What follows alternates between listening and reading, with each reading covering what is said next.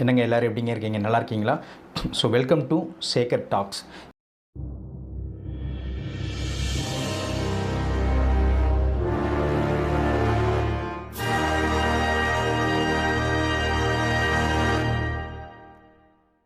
So இன்றைக்கி நம்ம என்ன டாபிக் பார்க்க போகிறோம் அப்படின்னு பார்த்தீங்கன்னா, சந்திராயன் 3. இன்றைக்கி உலக நாடுகள் நிலாவில் போய் ஆராய்ச்சி பண்ணுறலாம் சரிதான். அன்றைக்கே தமிழர்கள் நிலாவை காட்டி சோறும் ஊட்டிட்டோம், நிலாவில் பாட்டி வடை சுட்டு கொடுக்குறாங்கிற கதையும் சொல்லிட்டோம். அடிக்கடி நம்மளே பார்க்கும்போது நம்மளே சொல்லியிருக்கோம், நானே சொல்லியிருக்கேன், முயல் மாதிரி உருவம் தெரியுது, மான் மாதிரி உருவம் தெரியுது அப்படின்ன மாதிரிலாம் நம்ம நிறைய கதைகளை ஆல்ரெடி சொல்லிட்டோங்க. இவங்க இன்றைக்கி தாங்க போய் ஆராய்ச்சி பண்ணுறாங்க. மற்ற நாடுகள்லாம் நம்மளும் இன்றைக்கி லைவாக அங்கே போய் என்ன தான் நடக்குது அப்படின்னு பார்க்குறக்காக தான் போயிட்டோம். இது ஸோ சந்திராயன் 3. ஸோ இதை பற்றாங்க நம்ம இன்றைக்கி பார்க்க போகிறோம். ஸோ அதாவது கில்லி மாதிரி சொல்லி அடிக்க பாருங்க. ஒரே பாலில் இல்லை, எல்லா பாலுமே சிக்ஸர் தான். இந்த தடவை அடிக்கிற அடி இந்த தடவை இறங்கி மரண அடி தாங்க. அந்த மாதிரி தாங்க பண்ண போகிறோம். ஸோ அதாவது எனக்கு தெரிஞ்சதை உங்களுக்கு புரியுத மாதிரி நான் ஓரளவு சொல்கிறேங்க, ஓகேவா?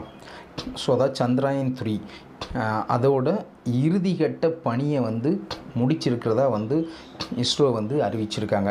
அதாவது என்னென்னு பார்த்தீங்கன்னா, வர்ற ஆகஸ்ட் 23 அன்னைக்கு அது நிலவில் இறங்க தயாராகிட்டு வருது.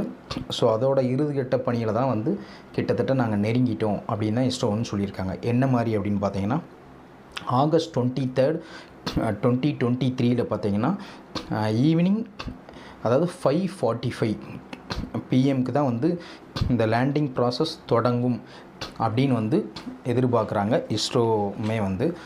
அதாவது என்ன அப்படின்னு பார்த்தீங்கன்னா, ஃபஸ்ட்டு டீபூஸ்டிங் அந்த ப்ராசஸ் இருக்குது பார்த்தீங்களா, அது லாஸ்ட்டு ஃப்ரைடே அதோட ப்ராசஸ் எல்லாமே நடந்துச்சு. அது உங்கள் எல்லாருக்குமே நல்லாவே தெரியும்.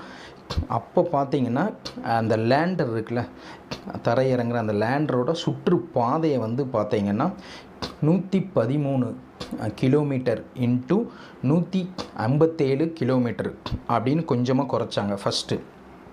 அதுக்கப்புறம் பார்த்தீங்கன்னா செகண்ட் டீபூஸ்டிங் அது பார்த்தீங்கன்னா சண்டே, அதாவது 28, 2023 அதிகாலை 2 மணிக்கே இதோட ப்ராசஸ் ஸ்டார்ட் பண்ணிட்டதாக இஸ்ரோ நம்ம ஆல்ரெடி அனௌன்ஸ் பண்ணிட்டாங்க. அதுவுமே ஸோ அதாவது பார்த்தீங்கன்னா சந்திராயன் 3யோட செகண்ட் அது மட்டும் இறுதி டீபூஸ்டிங் இந்த நடவடிக்கை எதுக்கு அப்படின்னு பார்த்தீங்கன்னா, அந்த லேண்டர் தொகுதி இருக்குல்ல, அதோட சுற்றுப்பாதையை இப்போ ஃபைனல் ப்ராசஸ்க்கு எப்படி குறைச்சிருக்காங்க அப்படின்னு பார்த்தீங்கன்னா 25 கிலோமீட்டர் இன்ட்டு 134 கிலோமீட்டராக அதோட சுற்றுப்பாதையை குறைச்சிருக்காங்க.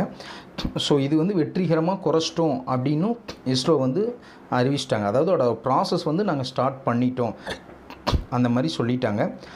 ஸோ அதே மாதிரி பார்த்தீங்கன்னா ஆகஸ்ட் 23 ஃபஸ்ட்டே நான் சொன்ன மாதிரி ஆகஸ்ட் 23 பார்த்தீங்கன்னா 5:45 PM ஈவினிங் பார்த்தீங்கன்னா நிலவோட தென் துருவ பகுதியில் தான் நம்ம தரையிறங்கிறதுக்கு அதுவும் மெதுவாக, அதாவது பார்த்திங்கன்னா சாஃப்ட் அண்டு சேஃப் லேண்டிங், மெதுவாகவும் தரையிறங்கணும், சேஃபாகவும் லேண்ட் ஆகணும். ஏன்னா இதுதான் நம்ம சந்திராயன் 2ல் மிஸ் பண்ணோம். ஸோ அதை இங்கே வெற்றிகரமாக முடிக்கணும்னு ரொம்ப தீவிரமாக இருக்காங்க அவங்க. ஸோ அப்படி தரையிறங்கும் போதும் பார்த்திங்கன்னா அந்த லேண்டரோட தொகுதியை சில உள் சோதனைகளுக்கெலாம் நாங்கள் உட்படுத்த போகிறோம் அப்படின்னு இஸ்ரோ நமக்கு ஆல்ரெடி அனௌன்ஸ் பண்ணியிருக்கிறாங்க.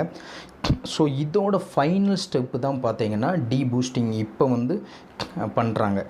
என்ன அப்படின்னு பார்த்திங்கன்னா, டீபூஸ்டிங்கோட நோக்கமே என்ன அப்படின்னு பார்த்தீங்கன்னா, சந்திராயன் அந்த லேண்டரோட சுற்றுப்பகுதி இருக்குல்ல, தற்போதுள்ள சுற்றுப்பாதையை தென் துருவ பகுதியில் அப்படி மென்மையாக ஃபஸ்ட்டே நான் சொன்ன மாதிரி சாஃப்ட் லேண்டிங்காக தரையிறக்க எவ்வளவுக்கு எவ்வளோ முயற்சி பண்ணுறோமோ அதுக்கு தான் அந்த ப்ராசஸ் தான் இப்போ மொத்தமாக நடந்துக்கிட்டு இருக்குது.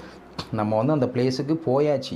அதாவது இப்போ நம்ம பைக்கில் ஒரு 100 கிலோமீட்டர் ஸ்பீடில் போகிறோம், ஒரு இடத்த போய் நிற்கணுன்னா அப்படி ஸ்லோ பண்ணுவோம்ல, அதே மாதிரி தான் அங்கே உள்ள அட்மாஸ்ஃபியருக்கு எந்த விதத்தில் நம்ம லேண்ட் பண்ணால் கரெக்டாக இருக்கும். ஏன்னா சந்திராயன் 2ல் மிஸ் பண்ணதை இந்த தடவை மிஸ்ஸே பண்ணக்கூடாது அப்படிங்கிறது தான் ஒரே ஒரு குறிக்கோளாக வச்சுருக்காங்க அவங்களும். அதே மாதிரி வந்து அந்த லேண்டர் இருக்குது பார்த்தீங்களா, அதோட தொகுதியும் பார்த்தீங்கன்னா சோதனைக்கு பிறகும் பார்த்தீங்கன்னா, அதாவது நிர்ணயிக்கப்பட்ட ஒரு கண்ட்ரோல்டு ஸ்பீடு அப்படிம்போம்ல, இந்த ஸ்பீடில் தான் அது இறங்கணும், அப்போனா தான் சேஃபாக போய் இறங்கும் அப்படிங்கிற ப்ராசஸே வந்து ஸ்டார்ட் பண்ணிட்டோம்.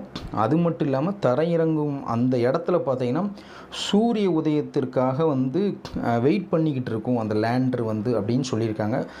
ஸோ கண்டிப்பாக சூரிய உதயம் அந்த டைமில் வரணும்னு சொல்லி எல்லார மாதிரியே நானும் ரொம்ப எதிர்பார்த்துக்கிட்டு இருக்கேங்க. டோட்டலாக வந்து சொன்னீங்கன்னா, அதாவது பொதுவாக அந்த சந்திராயன் 2க்கு அப்புறமே பார்த்திங்கன்னா உலக நாடுகள் எல்லாமே நம்மளை பார்க்க ஆரம்பிச்சிட்டாங்க. என்ன மாதிரினா, அடுத்து நம்ம என்ன பண்ண போகிறோம், ஆல்ரெடி ஒரு விஷயம் வந்து நமக்கு சரியாக நடக்கலை, இவங்க என்ன பண்ண போகிறாங்கன்னு நினச்சிக்கிட்டு இருக்க டைமில் அடித்து தூள் பண்ணி இப்போ மேலே போயாச்சு, அந்த இடத்துக்கும் போயாச்சு. இன்னும் கரெக்டாக பார்த்தீங்கன்னா ஒரு 2 days தான் இருக்குது மேக்ஸிமம் டைம். ஸோ அன்னைக்கு போய் லேண்ட் ஆகிட்டோம் அப்படின்னா அவ்வளோதான், தூள் தான். அதாவது பார்த்திங்கன்னா நம்ம ஸ்பேஸ் ஷிப் இருக்குல்ல, விண்கலம், அதோட வேகத்தை அப்படி படிப்படியாக குறைச்சிக்கிட்டு நிலவோட மேற்பரப்பில் பார்த்திங்கன்னா லேண்ட் ஆகிறதுக்கு முன்னாடி நான் ஃபஸ்ட்டே சொன்ன மாதிரி அந்த ஒரு கண்ட்ரோல்டு ஸ்பீடு அடைகிற மாதிரி டீபூஸ்டிங் அந்த ப்ராசஸை தான் வந்து இஸ்ரோ வந்து பண்ணிக்கிட்டு இப்போ இருக்கிறாங்க. அதே மாதிரி சந்திராயன் 3யோட நோக்கம் என்ன அப்படின்னு பார்த்தீங்கன்னா, இதுக்கு ஜஸ்ட்டு கொஞ்சம் நம்ம வந்து முன்னாடி போகணும். எங்கே வரைக்கும் போகணுன்னு பார்த்தீங்கன்னா 2019 வரைக்கும் போகணும். அதாவது சந்திராயன் 2 இருக்குல்ல, அதை வந்து நம்ம இதே மாதிரி அனுப்பிச்சோம், எல்லாமே நடந்துச்சு, இதே மாதிரி சுற்றுவட்ட பாதைக்கு எல்லாமே போயாச்சு. லேண்ட் ஆகும்போது தான் அதோட தொடர்பு வந்து துண்டிக்கப்பட்டது. ஸோ நமக்கு வந்து அந்த சிக்னல் வந்து லாஸ்ட் ஆயிடுச்சு, நம்மளால் ஒன்றும் பண்ண முடியலை, அந்த நேரத்தில் நம்மளால் எதுவுமே செய்ய முடியலை. ஆனால் அதோட ஆர்பிட்டர் இன்னும் ஒர்க் பண்ணிக்கிட்டு தான் இருக்குதான். அது வந்து அங்கே உள்ள டேட்டா எல்லாம் இன்னும் வந்து பூமிக்கு அனுப்பிச்சிட்டே தான் இருக்குது. ஸோ இப்போ அந்த சந்திராயன் 3யோட முக்கியமான பணி என்னென்னா, சந்திராயன் 2வை வந்து பின்தொடர்றது தான் ஃபஸ்ட்டு, அதையும் பண்ண போது.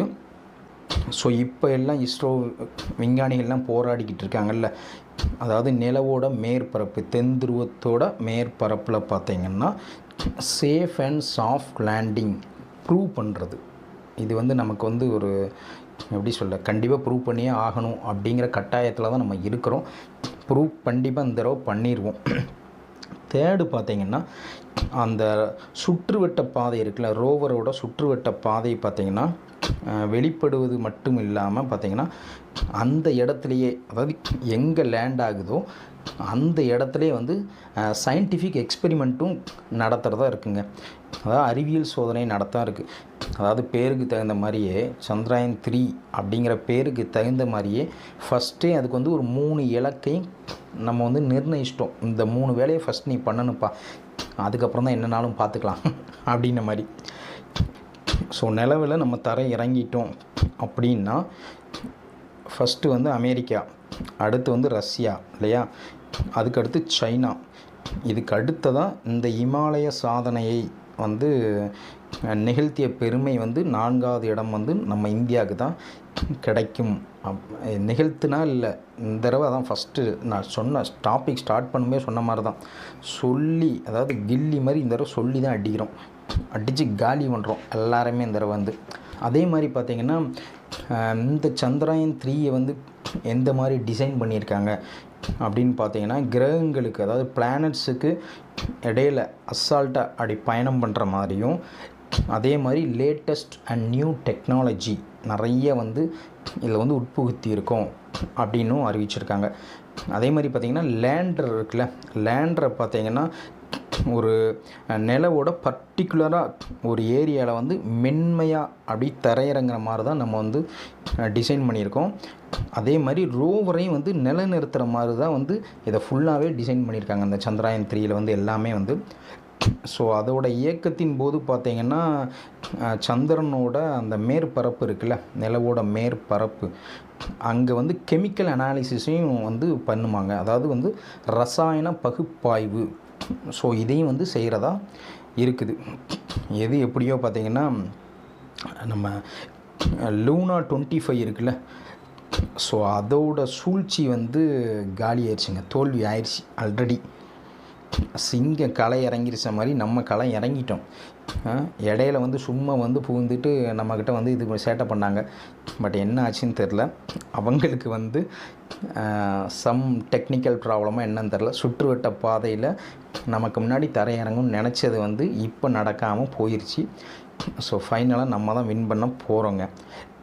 அதே மாதிரி பார்த்திங்கன்னா உந்து விசை இருக்குது பார்த்திங்களா, அந்த தொகுதியிலிருந்து பார்த்திங்கன்னா லேண்டர் தொகுதி பிரிக்கப்பட்ட பிறகு பார்த்திங்கன்னா குறைஞ்சது வந்து ஒரு 6 மாதமாவது வந்து சந்திரனோட சுற்றுப்பாதையில் வந்து அதோட வந்து பயணம் வந்து தொடருமாங்க.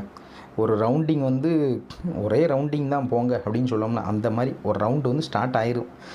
6 மாதத்துக்கு ஒரே ரவுண்டிங் தான் அப்படின்ன மாதிரி தான். அதே மாதிரி பார்த்திங்கன்னா இந்த உந்து விசை தொகுதியில் வந்து பார்த்திங்கன்னா பூமியோட வளிமண்டலத்தின் நிறமாலை, அதாவது அட்மாஸ்பியர் ஸ்பெக்ட்ரம், அது மட்டும் இல்லாமல் பூமியில் உள்ள மேகங்களிலிருந்து துருவ முனைப்பு மாறுபாடுகளையும் வந்து இது வந்து அளவிடுதாங்க. ஸோ இதனால் மனித குலத்துக்கு என்ன யூஸ் அப்படின்னு பார்த்தீங்கன்னா, இப்போ நம்ம ஆல்ரெடி ஒரு பூமிக்குள்ளேருந்து ஒரு வழி பண்ணிக்கிட்டு இருக்கோம், எல்லா இடத்தையுமே வந்து எல்லாத்தையும் இயற்கையிலேருந்து எல்லாத்தையும். ஸோ இதே மாதிரி வேறு எந்தெந்த பிளானட்டில் வந்து மனிதர்கள் வாழக்கூடிய சாத்தியக்கூறுகள் இருக்குது அப்படின்னு வந்து நமக்கு வந்து தெரிய வருமா இந்த ஆய்வுகள் மூலம் எல்லாமே வந்து. எது எப்படியோங்க, நல்லது நடந்தால் சரி தான். ஃபஸ்ட் நம்ம லேண்ட் ஆகிறோம், அப்புறம் அங்கேயும் வந்து ஒரு வழி பண்ணுறோம், நிலாவையும் வந்து பிரித்து மேயிறோம். ஸோ இதோட அப்டேட் வந்து அடுத்தடுத்து வர்ற நாட்களில் கண்டிப்பாக நான் வந்து வேறு வீடியோவில் நான் கண்டிப்பாக தெரிவிக்கிறேன்.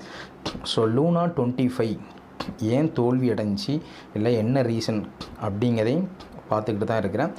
ஸோ அதுக்கும் முடிஞ்சளவு நான் ஒரு வீடியோ போட பார்க்குறேங்க. தேங்க்யூ. வேறு ஒரு நல்ல டாப்பிக்கோடு கண்டிப்பாக நம்ம சந்திப்போம். கண்டிப்பாக உங்கள் எல்லாரோட சப்போர்ட்டும் எங்களுக்கு தேவை. தேங்க்யூ.